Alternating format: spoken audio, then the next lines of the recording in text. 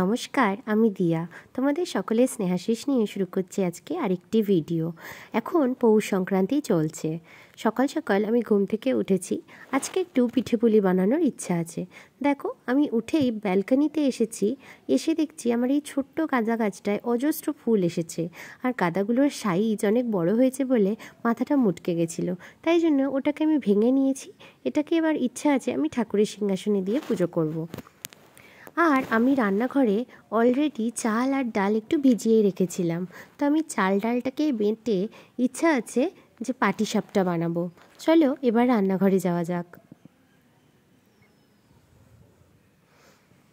তো যেমনটা বলেছিলাম, দেখো চাল ডালগুলো অলরেডি ফুলে ফেঁপে উঠেছে, মানে এটা চাল ডালগুলো ঠিকঠাকভাবে ভিজে গেছে। এবার এটাকে একটা মিক্সিং জারের মধ্যে নিয়ে নিলাম।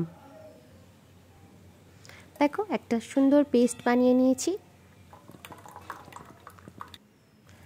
এরপর এর মধ্যে একটুখানি আমি গুড় দিয়ে দিলাম।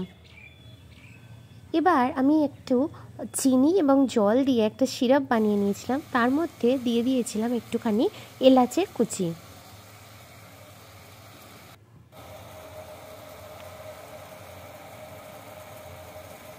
এলাচটা দিলে না ফ্লেভারটা দারুণ হয়। এবার একটা তাওয়া গরম করে তার মধ্যে সামান্য একটুখানি সাদা তেল ব্রাশ করে দিচ্ছি।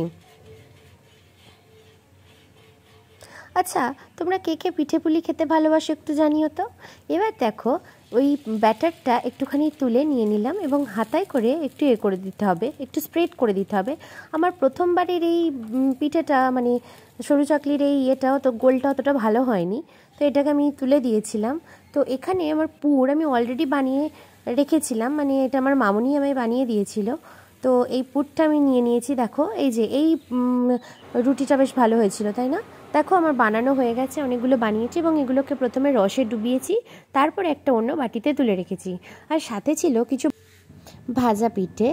তো এগুলোকে আমি তো বানাইনি, অবশ্যই এগুলো আমার বানানো নয়, কিন্তু পৌষ পার্বণের দিন আমিও মোটামুটি পিঠে এসব খেয়ে কাটিয়েছি। তোমরাও তোমাদেরটা জানিও কিন্তু।